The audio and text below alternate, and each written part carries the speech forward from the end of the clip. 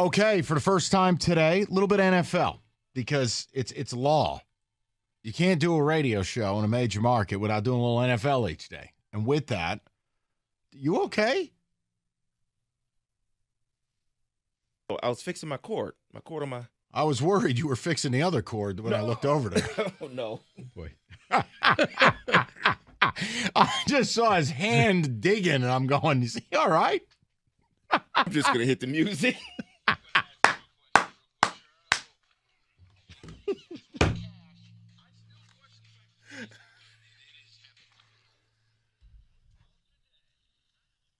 All right, David. Now that your cord is appropriately adjusted, what do you have?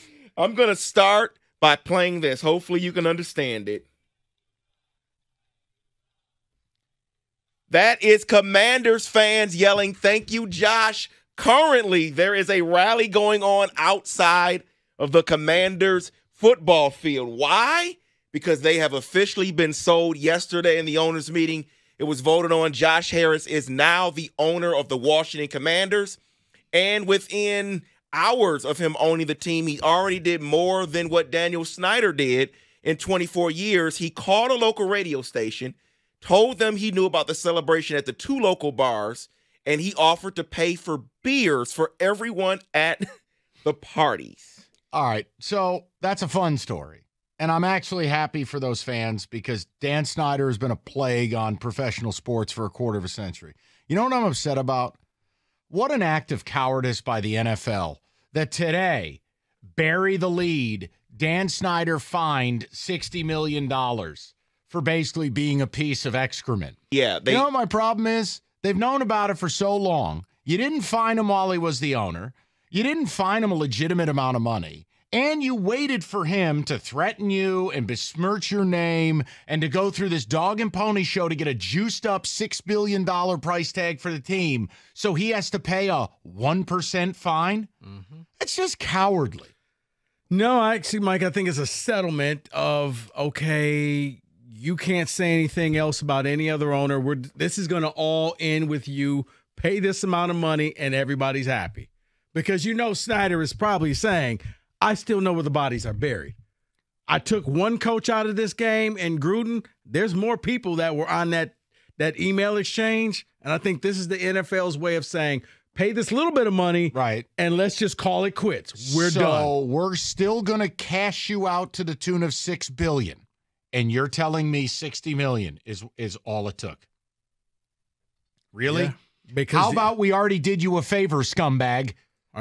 Yeah, I believe he bought the team for $600 million. So he's getting, I mean. Oh, no, he's getting his money. I think that this is just their way of placating and making sure that this story stays buried. Yeah, here, let us look like we care. Go ahead. Right there, Mike. That's it. Just tired of it. False bravado from the NFL. That's all I'm saying. Yes. And Rico's not wrong with the whole principle. But for Christ's sakes, they already did him the biggest favor. Here's $6 billion, you piece of human garbage. So let's talk about this for a quick minute because somebody needs to take the keys away. Jordan Addison was cited for reckless driving. He was pulled over after going 140 in a 55 zone. Like, come on, rookie, get it together. Somebody take his keys from him. Dude, it's a tough look. 55 and you're going 140. I don't know what to tell you. I think what also concerns me, what are you doing out at 4 in the morning or whatever it was? I don't know. Here's the other thing.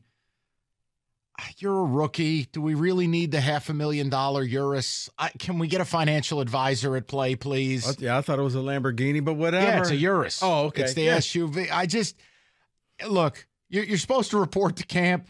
Let's just slow it down a little bit. Thank God nobody got hurt. I'm not going to call him a bad kid. It's a dumb move. No, but it just goes to show me that all the welcome to rookie camps that they sit and talk, it's meaningless. It's window dressing like we just said. The league could say, well, we tell these kids all the time, but every year you hear the story.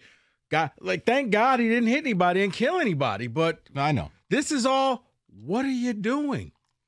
And I like speed as much as the next guy, but I've never pulled off 140 in a 55. Good and Lord. I got to think that because, right, we haven't seen examples of people ruining their lives driving this fast late at night.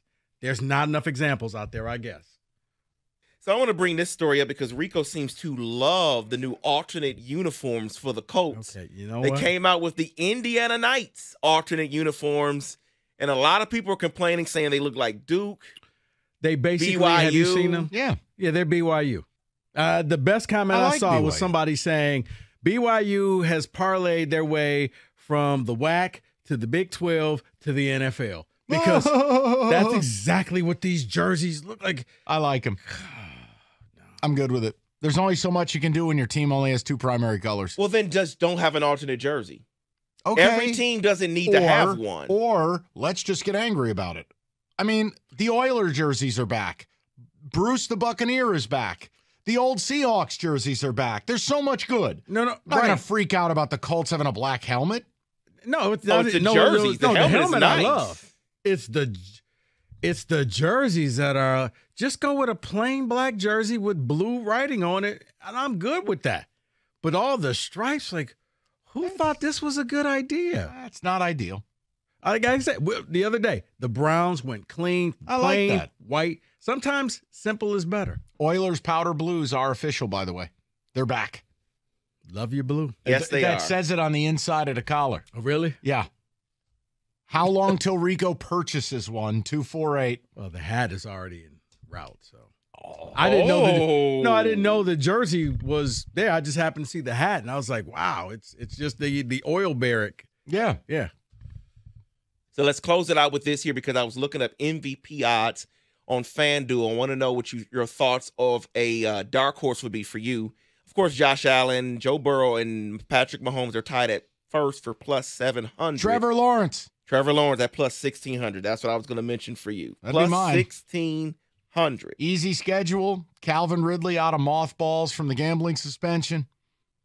The kid ascended. I that's the one I would like. Yeah, two is also plus 1,600. And your guy, Rico, who probably, I'm guessing, is your dark horse, Lamar Jackson at plus 1,500. No, I was gonna say Jalen Hurts. Jalen Hurts. Jalen Hurts. Oh, my Lord. Yes, plus 1,200. I just think that there's so many weapons in Philly. And as much as they did, I think a lot of people just see it as what he did last year as a fluke. What's the longest shot on the board that you still think has a chance, David, with the odds you have? Like the last guy you'd go, okay, this is where I draw the line.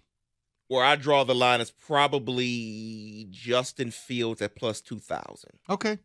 No, I They wondered. expect a leap from him. So that would be I wouldn't go further than that. Where's- Deshaun Watson, Jared Goff. Where's no. Jared Goff? No. No. Mike, before we take off, any thoughts on Giants signing James Robinson?